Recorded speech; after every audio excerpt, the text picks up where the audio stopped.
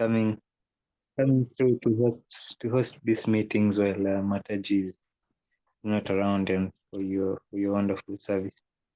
It's really nice that you're doing this. It's awesome thing. Hope to see you in Mombasa by the way. Yes, definitely. Okay, all the devotees, please accept my humble obeisances that you let us fit. I will begin by the Mangalachara.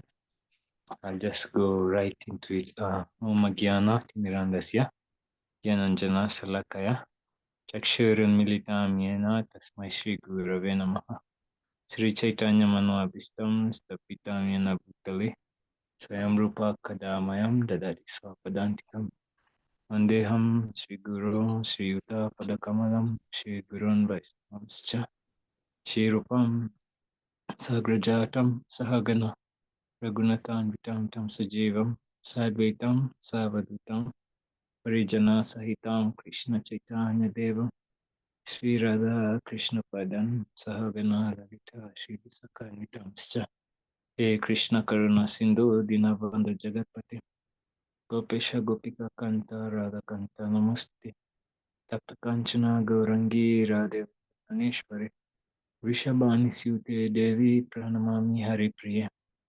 Panchakapatarubhyascha Kripasindubhya Evacha Patitanam Pavanebhyo Vaishnavebhyo Namo Namaha Jai Shri Krishna Chaitanya Prabhu Nityananda Shri Advaita Gadadhar Shivasadi Gaur Bhakta Vrinda Hare Krishna Krishna Krishna Hare Hare Hare Rama Rama Hare Krishna Krishna Hare Hare Hare Rama Rama Hare Hare Hare Krishna Krishna Krishna Hare Hare Hare Rama Rama Rama Hare Rama.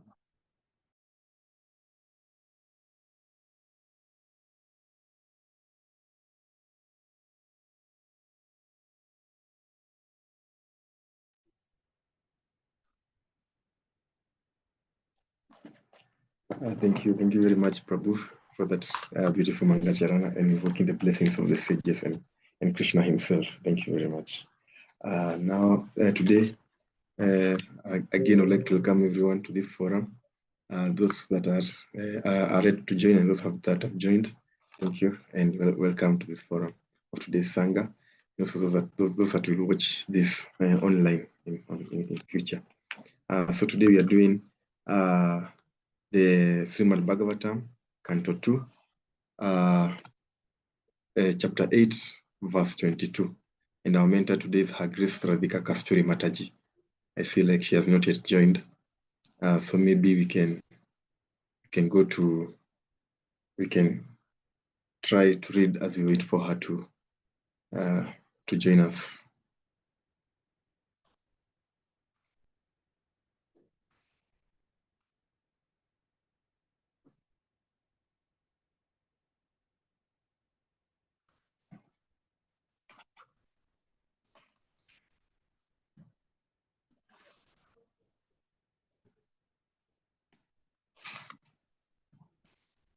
Please repeat the verse again for today. Today is Canto 2, Chapter 8, verse 22. Okay. Yes. Let me just get it up. I don't know if there's anyone who'd like to volunteer. Start the Sanskrit. Mila Mataji, or maybe Chani Mataji, or Doreen Mataji.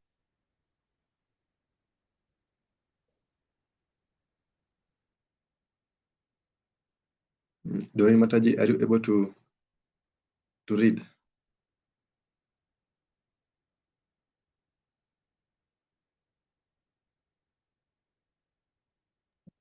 You've said Canto 2? Chapter 8, verse 22.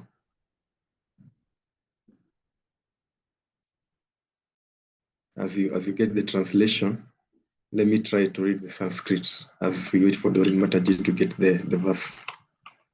So Srimad Bhagavatam, Canto 2, verse 8, chapter 8, verse 22. The Sanskrit wording is Yo Vanu Sa Nam Sarga Pashanadesya cha sambivaha atmano banda moksaucha via zanam svarupataha. Yeah, all those va either anusayinam merge into the body of the Lord, sargaha creation, pasandazia of the infidels, cha and sambhaviha appearance, atmanaha of the living beings, banda conditioned, moksau being liberated, cha also via znanam being situated, svarupataha in unconditional states. Doreen Mataji, you can read for us the translation. Yes. Please also explain how merged in the body of the Lord living beings are created and how the infidels appear in the world. Also, please explain how the unconditioned living entities exist. Okay, you can kindly continue with the Swami Prabhupada purport kindly.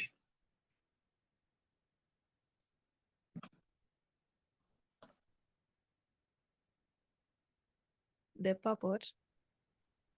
The progressive devotee of the Lord must inquire from the bona fide spiritual master how living entities merged in the body of the Lord again come back at the time of creation. There are two kinds of living entities. There are the ever liberated, unconditioned living beings, as well as the ever conditioned living beings. Of the ever conditioned living beings, there are two divisions. There are the faithful and the infidel. Of the faithful, there are again two divisions, namely the devotees and the mental speculators. The mental speculators desire to merge into the existence of the Lord or to become one with the Lord, whereas the devotees of the Lord desire to keep separate identities and constantly engage in the service of the Lord. The devotees who are not fully purified, as well as the empiric philosophers, become conditioned again during the next creation for further purification. Such conditioned souls become liberated by further progress of devotional service to the Lord. Maharaj Parikshit asked all these questions from the bona fide spiritual master in order to become fully equipped in the science of God.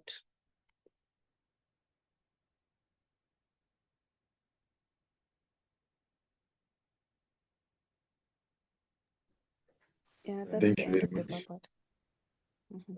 Oh, sorry, my audio was giving great problems.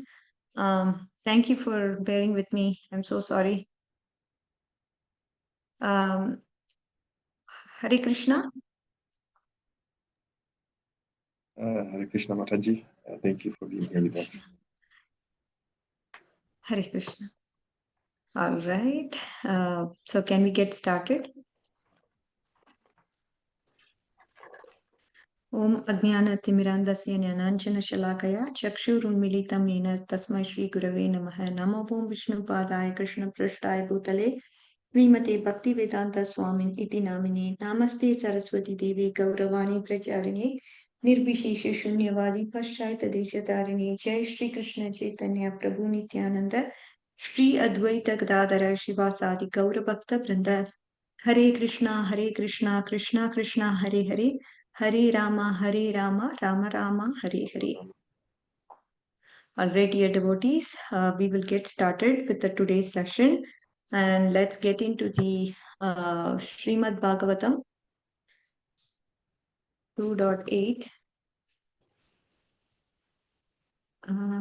Get to Srimad Bhagavatam. All right. And as you all know, we are into this chapter 8 where King Parikshit, he inquired from Sukadev Goswami about how did Narada Muni, whose hearers are so fortunate as those instructed by Brahma, explain the transcendental qualities of the Lord, who's without material qualities, and before whom did he speak? So the king said, I definitely wish to know about that. I wish to know about the narrations concerning the Lord who possesses these wonderful potencies. And if I'm going to listen about those, then it's going to be auspicious. Not only for me, but it's also going to be whoever is hearing this, it's also going to be auspicious for all the living entities in all planets.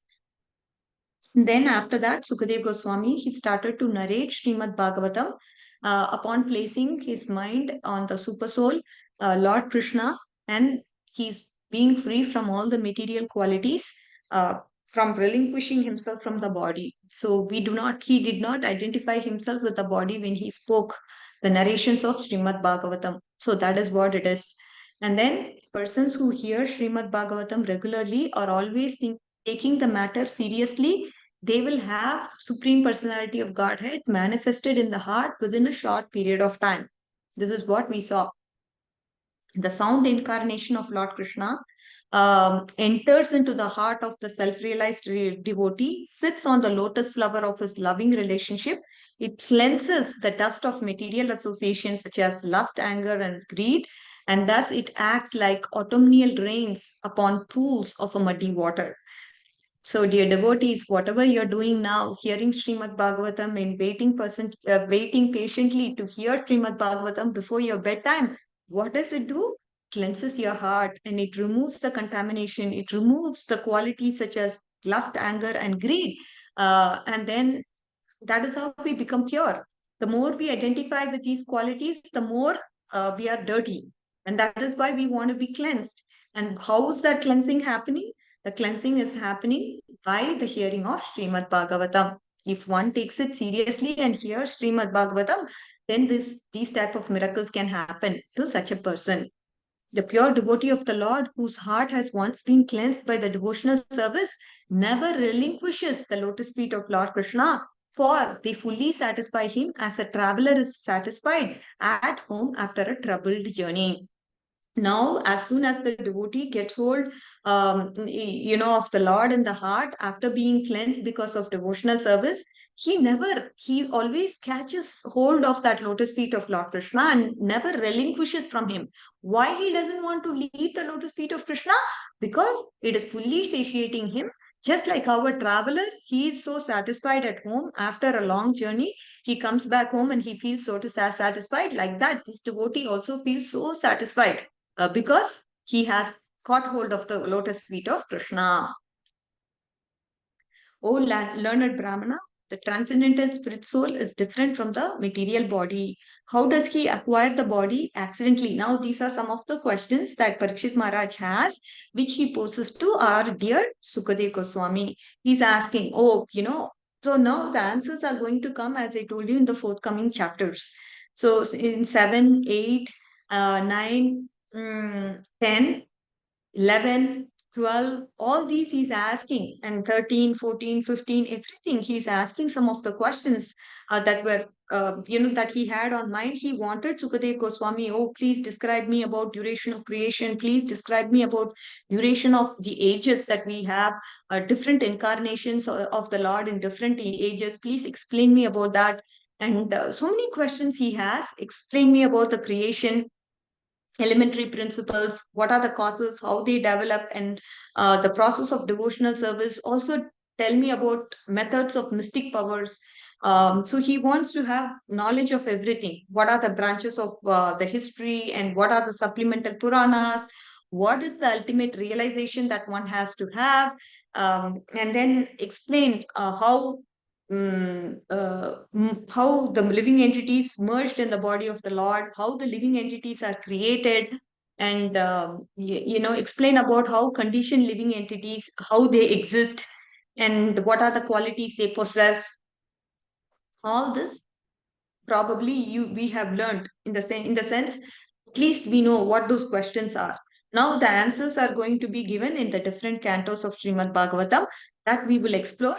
And probably when you get the answer for the question, you will now be very familiar. Yes, this is the question, this is the answer that is being given.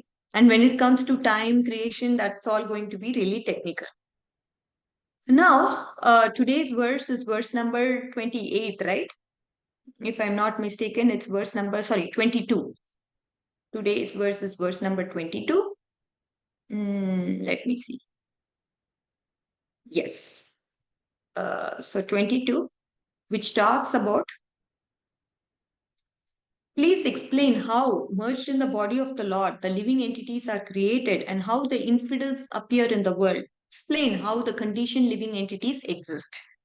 So here, Srila Prabhupada's purport.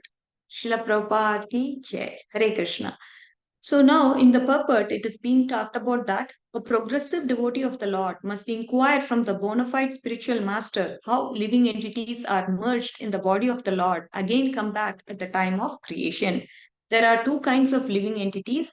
There are the ever liberated unconditional living beings as well as ever conditioned living beings. So there are two people. One is liberated, unconditioned, and the other one is ever conditioned. Of the ever conditioned living entities, there are two divisions. There is two. What is that? They are called faithful and infidels. Of the faithful, there are again two, namely devotees and mental speculators. The mental speculators are the ones that are desiring to merge the existence of the Lord or become one with the Lord. Whereas the devotees of the Lord, they would like to have separate identities and constantly engage in the service of the Lord. Okay, so now, dear devotees, don't get confused. So we are first having a very broad subdivision, very broad classification. One is, Prabhupada says, liberated and unconditioned. Another one is conditioned. Okay, these are the two. And of the ever conditioned living beings, we have two again. One is the faithful and then the infidel. And the faithful again is divided into two, that is devotees and mental speculators. And mental speculators they are the ones who want to merge in the existence of the Lord or they want to become one with the Lord. Whereas the devotees of the Lord, why they don't want to merge? Anybody wants to answer this question? Why the devotees, they don't want to merge? What is the reason? What is the reason why they don't want to merge? Hare Krishna, Mataji. Yeah, why they don't want to merge? Yes, because devotees, they just want to be in relationship of love with the Lord and serve Him as much as possible. Okay, in merging, don't they have the love? No love. No love in merging.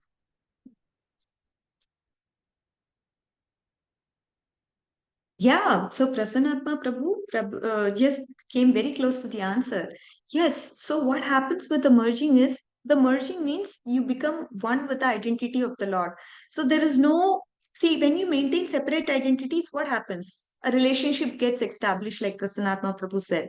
Relationship is established means there has to be two entities, then only relationship can happen. If one is the master, that is the Lord is the master, the other has to be the servant, then there is a relationship. If both of them are merged, where is the question of relationship? Are you able to understand? When they are separate entities, see, I want to be a servant to the Lord. That is the relationship I want to be in. And now for that, I need to be a separate entity, isn't it? If I consider myself the master, then how can I serve the master? There is no possibility of that. So hence, you need to have two separate identities in order for a relationship to be established.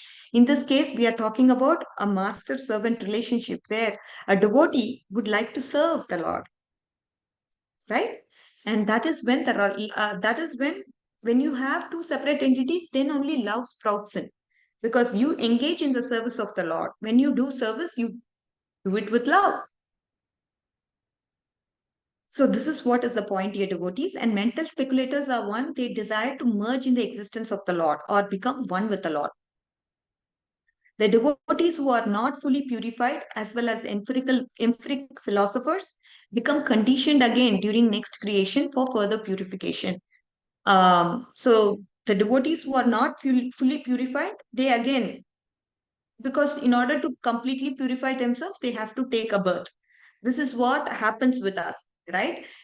To the extent we progress in devotional service, to that extent we will be purified. And say, for example, I am not completely purified in this birth, I'll be given an opportunity to continue from where I left. This is what happens over and over. That's why Srila Prabhupada says, we are having only one life. Let's just make use of that life. So such conditioned souls become liberated by further progress of devotional service to the Lord. And Maharaj Parikshit asked all these questions from a bona fide spiritual master in order to be fully equipped in the science of the Godhead. Now, who is this? Who's asking the question to whom? We are seeing that our dear Parikshit Maharaj is asking the question to his spiritual master, who is Sukadev Goswami, who is very bona fide. That is what is the point. So, dear devotees, hope you are able to understand this purport. We spoke about the several points. One is there is a broad classification which talks about unconditioned, liberated, and then the second one is conditioned. And this conditioned is further broken down into infidel and what was it? Infidel and anybody remembers? Infidel and the faithful. And the faithful is again divided into devotees and mental speculators. And we understood who's the devotee who's having a relationship with the Lord. They are having separate identities. Because of the separate identities, they are able to establish a relationship with the Lord and they engage in the service of the Lord. Right? And the mental speculators are the ones they want to merge with the Lord. There's no separate existence. And now, this conditioned soul, they become liberated once they become purified. But till that stage of purification has to be done, they are gone over and over to purify themselves. And finally, Prabhupada says, yes, these questions are posed by our Parikshit Maharaj. And again, it is asked to whom? It is asked to a bona fide spiritual master who's fully equipped in the science of Godhead. So that is what this purport is, dear devotees. Now we will further understand what this purport means. Meaning we can just understand further what is, there are so many things that we can probably delve into. It is obviously understanding personalism and impersonalism. That is the concept that is spoken in this particular there is definitely a concept that we could discuss. What is this personalism and what is impersonalism? What is the merging all about? Now, we'll just talk about it a little bit briefly, okay? And then we can tackle some other subjects maybe, and maybe talk about spiritual progress in general. I think that also is a good topic that we can maybe talk about. So now if you look at spiritual progress, how spiritual progress happens. We all know Krishna is within the heart and he directs us to the great soul. That is, he directs the soul to the lotus feet. But factually, the only person who could understand the real qualities of the Lord is the self-realized soul, right? We may study in the Shastra, we may study the Shastra, we may get all the information, but who's the self-realized soul?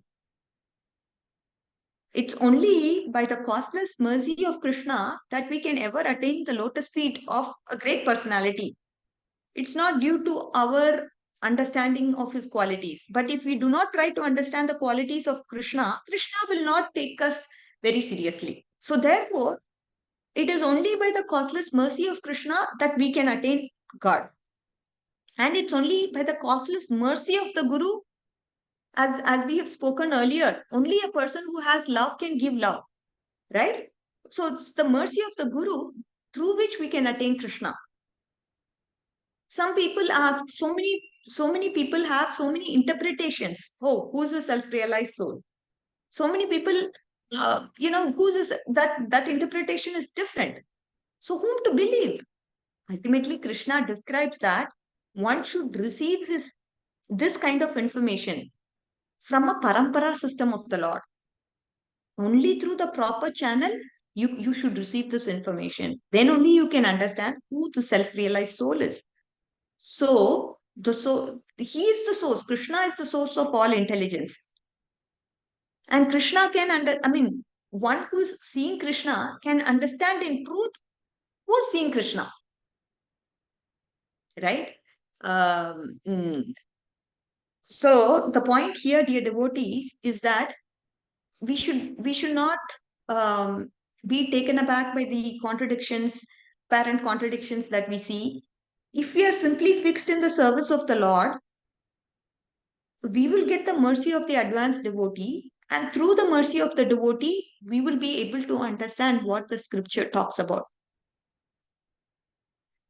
Um, so in reality, if you look at it, dear devotees, we are probably stuck with our mind. So what is happening if we see somebody rich, then we think, oh, this person is probably, he's having a lot of good material qualifications. Externally, we are oriented, because of which we think, oh, this is a sign of spiritual advancement. But factually, material qualifications has nothing to do with spiritual advancement. Uh, Even a neophyte person sees, oh, this person is a very good singer, so he's very advanced. But there are so many good singers who are completely puppets in the hands of Maya. And someone may think, oh, this person is a good cook, so he's spiritually advanced. But how many good cooks are there? If you go to some hotel, so many good cooks are there. They may not even know who is Krishna. They are simply cooking for money. Or someone is thinking, oh, this person is brilliant, very intelligent, very spiritually advanced. How many politicians, how many professors are there who are manipulating this world with their intelligence? Many of them are demoniac. So, what to speak of spiritual advancement, right? Materially successful people are not necessarily spiritually advanced. They may be addicted to sinful activities. So, say for example, we should probably go with a simple example. Say a person in mode of goodness, he he probably gets another birth in this material world. Person in the mode of goodness, he acts in the mode of goodness, which is very, very conducive for him to get into the next level. Prahlad Maharaj, his realization is, if you look at Prahlad Maharaj, the story of Prahlad Maharaj, he has tried everything, right? He did austerity, he did tapasya, he challenged his own false ego, he challenged his mind and senses on all his external coverings. And Nrsimhadev, came just to protect him. Narahari, he put himself on the throne of the universe. And also, if you understand, Brahma and Shiva and Indra, Vayu, Surya, Varuna, Chandra, the greatest personalities in the entire universe, they all came to worship Nrsimhadev. And they performed auspicious ceremony to make him the king of the universe. But if you look at Nrsimhadev, if you looked at, I'm talking about Prahlad Maharaj. They all considered Prahlad Maharaj, oh yeah, you are the king of the universe. They all came to worship Prahlad Maharaj because of his devotion to Nrsimhadev. But how did he feel? He felt servant of the servant of the servant of the Lord at the bottom of the heart. Because he considered everything as nothing but the mercy of the Lord. And when you have that kind of a qualification, then you are spiritually advanced. Without that qualification, say for example, like Prahlad Maharaj, without that qualification, you are not spiritually advanced. Without that qualification, whatever you have, you will not take it very seriously or spiritually very seriously. Everything else is coming and going. The quality of Prahlad, that is glorified by everybody. And we must understand what we should be looking for within ourselves and how to purify ourselves and rectify ourselves. What is the real goal of our spiritual life? Become the servant of the Lord. So the devotee wants to make his spiritual master known for their greatness. Devotee is, and I would say he's empty of any desire for his own self-aggrandizement. Therefore, Krishna always tests his devotees. Oh, does this devotee They glorify their greatness or they glorify the spiritual master's greatness. This is what, when it comes out, it's not my thing. Yeah, I'm talking because it's my spiritual master's mercy that I'm able to speak in the Sabha. It is only his mercy I'm able to talk. When a person is able to tell this from the bottom of his heart, then that shows his humility. Very nice. I mean, very, very, very much from the bottom of the heart. It's not that, oh, if I say or glorify myself, then everybody will think bad about me. Therefore, I have to glorify my spiritual master. If that is the mood of a devotee, then that is not what humility is. And as only an advanced devotee can recognize another advanced devotee. Sometimes we may think, oh, why is this devotee behaving with me in this way? If he is a Vaishnava, he's just an instrument of Krishna to purify your heart. That is why he's dealing with you in that way, right? He's like a desire tree. If a desire tree comes, he comes to fulfill your desire. Try to understand Srila Prabhupada's mission. He was at the age of 70. He traveled all the way to United States and simply to fulfill what? The order of the spiritual master. Because his Guru Maharaj has this burning desire of, having people in the West understand the process of Lord Chaitanya's mission. So he risked his life, he risked his everything, he accepted such hardship and inconvenience just to go to America. Finally, he got there. He saw this greatest civilization. Everyone utterly were in the mode of passion and ignorance. And how he is able to bring them to pure Vaishnavas, not even to mode of goodness, but he wants them to be pure Vaishnavas. How he could have possibly given the understanding of the Brahminical culture. Therefore, he had to adjust many rules and regulations just to give Krishna consciousness to people. He gave Brahminical initiation to those who are born in the families of Malachas and Yavanas. He even gave sannyas initiation to such persons. When he came back to India, of course, many people could understand his glory and they were all giving great respect for him. But there is another class of men who simply had nothing but blaspheme him. They just taught him, oh, what is this man doing? He's ruining this Vedic culture. He's initiating all the Malachas and the Yavanas to the sacred thread. He's giving holy name to those people who are undeserving. He's giving sannyas to those people who are not born in the Brahmin families. Not only that, he's allowing, he's also performing marriage ceremonies as he's a sannyasi. So a lot of people had something to tell about Prabhupada. And what did Prabhupada say in this regard? He said, the dogs would bark, but the caravan will carry on. He did not care at all. He prayed for the souls who are unfortunate persons. He was disturbed. Lord Jesus and his followers, my God, what they said about him. This is a fact. This is history. Both are seen. What is Srila Prabhupada's mission? He was one-pointed. There was no deviation. Anybody saying anything, no, they can say whatever they want. But I have a mission to go. I have to serve undeserved people. I have to do it. This is the purpose of my living. So a devotee, he never considers himself. He considers how he could serve others, how he could serve the most least significant creatures, how it is easy to talk about it. To actually perform a sacrifice for the sake of others is very difficult. That is the test. Everybody can say, oh yeah, we should be compassionate, we should be selfless, we should do this, we should be willing to do this.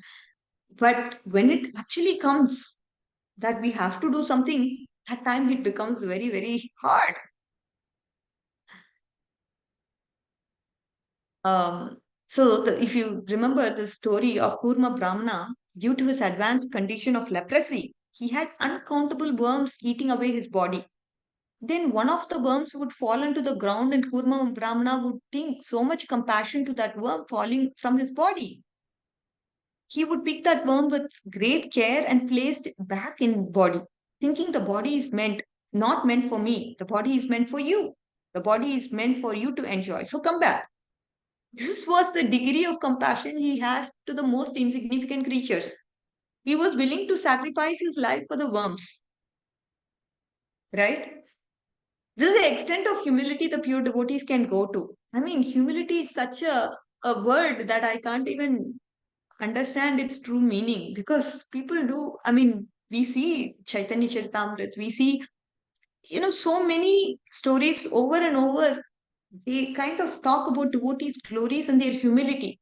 And in actuality, if our hearts don't melt hearing those stories, then we are hard hearted. At least we have to come to a level of becoming soft hearted and then understand what humility is. So we came to, Chaitanya Mahaprabhu. We all know, right, the story of, I mean, I think in Chaitanya Charitamrita, we have had several stories where Sanatan Goswami, he didn't want to travel on the path where the devotees used to travel, because he had some disease and he didn't want the devotees to kind of absorb that. So much of compassion, dear devotees. Anywhere and everywhere, when we hear such compassion, just melting our heart, and that is how we are getting purified. Um, so Kurma Brahmana also, he had this extreme condition, right? He was in the most extreme condition of suffering. When he was healed, he did not feel happy. He felt afraid. He said, "My dear Lord, just see the mercy I have received from you. You have healed me from such a disease. Now what's going to happen? I'm going to become famous. Everywhere I go, people are going to recognize me, and they are going to receive, they are going to tell, you're the special recipient of the Lord. Now, my Lord, I will start thinking special and I will become proud." When the pride enters into the heart of a devotee, what will happen? My entire service is going to be spoiled. This is meaningless. This is useless. I would rather suffer and inflict by being eaten by the worms of condition, nearing death with leprosy. This is what I want. Understand his humble position, dear devotees. Understand this, how he is offering the service to the Lord. Let me be bitten by the worms and let me not get proud. Because everybody will say, oh, he received the mercy of Chaitanya Mahaprabhu. Such an exalted devotee he is. Then what will happen? Slowly I'll start thinking, yeah, I'm very special devotee of the Lord. I'll have to get proud. Pride will enter my heart. And what will happen to my service? My service is going to get spoiled. Right? This is advanced devotee. This is how he is praying. This is what he is asking for. I have to be free from pride. Whatever is conducive for me to be free from pride, that is what I want. Then Chaitanya Mahaprabhu, he told him, you always chant the holy name. Hare Krishna, Krishna Krishna, Hare Hare, Hare Rama, Rama Rama, Hare Hare. Whoever is meet, just tell them about Krishna consciousness. Through this humble service, you will never be inflicted with the greatest enemy. The greatest enemy is the greatest disease, pride. See, leprosy is not a very serious disease. Why? Because it is something that's temporarily causing inconvenience to your body. But pride is a very serious disease because it infects the very essence of existence of the soul. So therefore, the personalities who have overcome this great obstacle, they are worshipable by all living entities. Krishna is so kind. He will put us through a lot of situations to see how much pride we have within our heart. And he'll also put us in situations so that we can see an opportunity to overcome it by becoming a humble servant to the Lord. We all know the story of Nityananda Prabhu. When Jagai and Madai were approached by him, they simply shouted at him. They are saying horrible blaspheming words about him. Not only verbally, but also they considered himself. I mean, obviously they just were physically abusive too. They took a pot and smashed it on Nityananda Prabhu's head. A blow that should the Nityananda Prabhu, of course, he did not feel it. He felt Okay, in fact, Nityananda Prabhu was simply praying for their salvation. Oh my God, they have committed an offense. But Chaitanya Mahaprabhu, he got very angry. He was ready to kill them. He called out his Sudarshana Chakra, and obviously he was giving a signal that they would go to Yamaraj soon. But Nityananda Prabhu said, no, no, Lord, please be kind upon them. Give them mercy. Forgive them. And this is the quality of a great soul, right? They do not take anything personal. Being so rude, Jaga and Mada was so rude. They blasphemed him, they physically abused him. In spite of it, he was actually asking Chaitanya Mahaprabhu to forgive him. The point is, we should not abuse others, and to be like Nityananda Prabhu, to be able to forgive people who have caused harm to you, that is a great sign of advancement, dear devotees. Not everybody will forgive. Say, for example, you committed a mistake. Oh, you did this instead of that. And devotee sees that. Oh, this boy messed it up. I'm not going to talk to him. It's as silly as it can get. But when it comes to forgiving, oh, he may just remember so many instances from the past and nobody wants to forgive you. That shows that they have not yet matured. There is room for opportunity to improve in the personal front in their spiritual sadhana. When somebody is able to forgive people who have caused harm wholeheartedly in their hearts, that means they have become so advanced. That's what is the point. uh, so Nityananda Prabhu was willing to accept the worst abuse, and he would simply pray for the welfare and be the servant of those who abused him. Ramachandra Puri, he came to Jagannath Puri and he simply made so many lies about Lord Chaitanya, untrue things. He said Lord Chaitanya is overeating, he's a sense enjoyer, he's a bogus, useless sannyasi. Lot of things like this. People would cook for Lord Chaitanya, although he was sannyasi. He thought, I have to reciprocate with my devotees. I have to accept their offerings. As a sannyasi, because they are offering it with so much love. They cooked it for him. So they are so anxious. Oh, how was my preparation? They would come and ask. So out of humility, out of service, out of compassion, Chaitanya Mahaprabhu would eat. Ramachandra Puri came in and he would look at all of this. See, opulent food is there. And sannyasi is supposed to only eat a handful of rice. So Chaitanya said, all right, from now on, just give me only a handful of rice.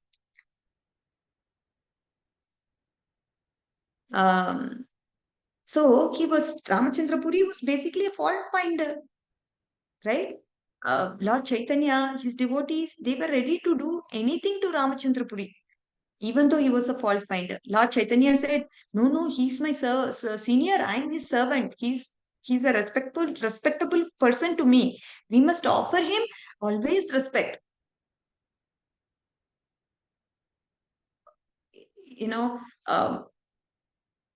If somebody gets criticized, their eyes will become like a red fire.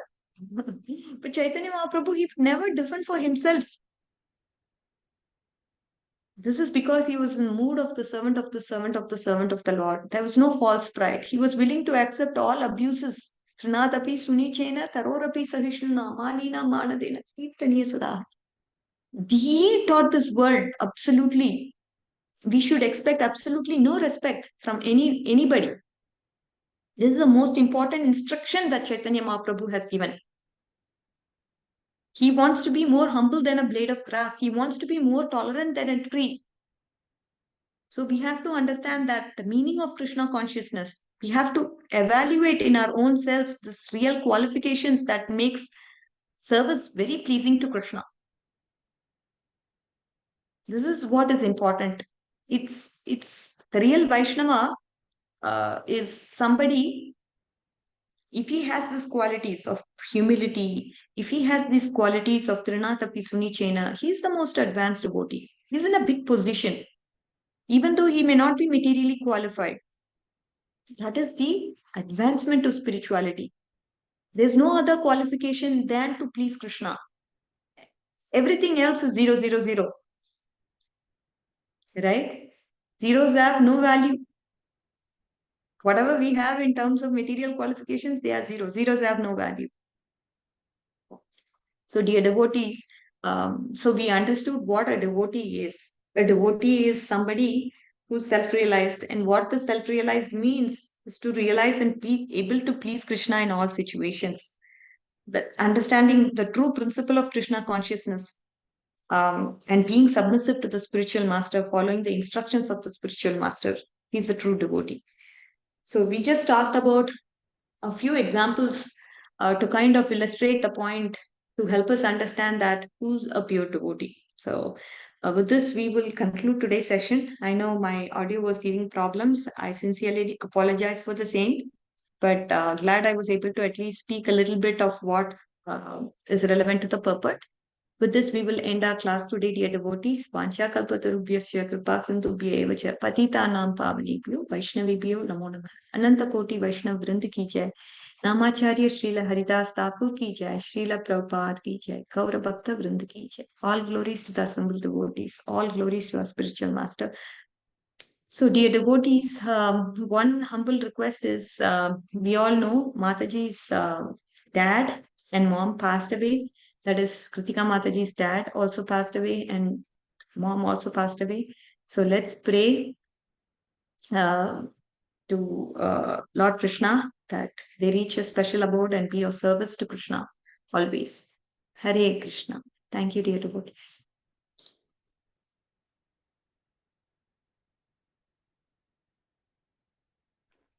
Thank you, Your Grace, Radhika Kasturi Mataji, for that beautiful class. And also thank you, the assembled devotees. I know you've heard about how we can actually endeavor in humility. Humility being one of the key aspects in spiritual progress. Thank you very much for emphasizing that fact. I don't know whether there's anyone with a question or a comment that can add. But before that, maybe a clarification is in today's tree, where we have conditioned souls and liberated souls, and then the conditioned become the faithful and the infidels, and then from the faithful, the devotees and the smart speculators. Is there a difference between the liberated souls and the devotees, since both of them are in Krishna, or are the liberated souls different from devotees of Krishna? Krishna. Yes. So with regards to the thing that you brought about, Prabhuji, so there is impersonalists, and in impersonalists also we have Brahmavadis and Mayavadis. Brahmavadis are those who have respect for the lotus feet of the Lord. They are the ones who are able to merge in the Lord. Okay. And then with regards to Mayavadis, they do not have respect to the lotus feet of the Lord. So they are not going to be able to merge in the Lord. They may think that they are going there to merge in the Lord, but whoever disrespects the Lord's lotus feet, they are not eligible to go to Brahma Jyoti and merge in the body of Lord Krishna. Now, what is missing with this Brahmavadis is love, prema. They do not have. They are always in a state of. There is no suffering for them in Brahmajyoti. Okay, there is no suffering. At the same time, there is no exchange of love. That is why there is an opportunity even for that person in Brahmajyoti to aspire for prema. Prema is the highest goal of anybody. That is why Sukadev Goswami, as soon as he heard the songs of Srimad Bhagavatam, immediately his heart went there. Oh yeah, even though he was Atma Rama, he was a very self-satisfied person.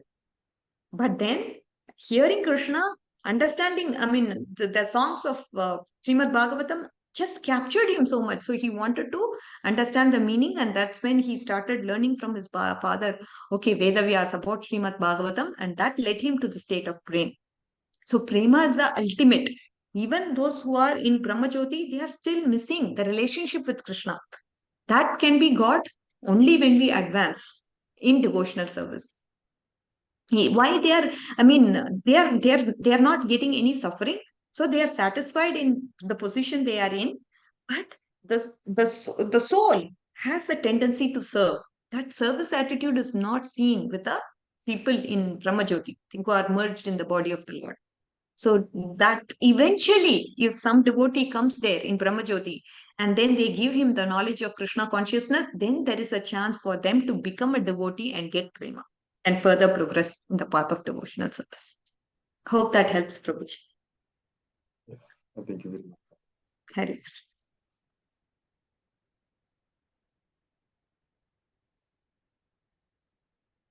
If there's no any other comments or questions, maybe I can ask Prasha Atmadas again to kindly end for us this beautiful session. Hare Krishna.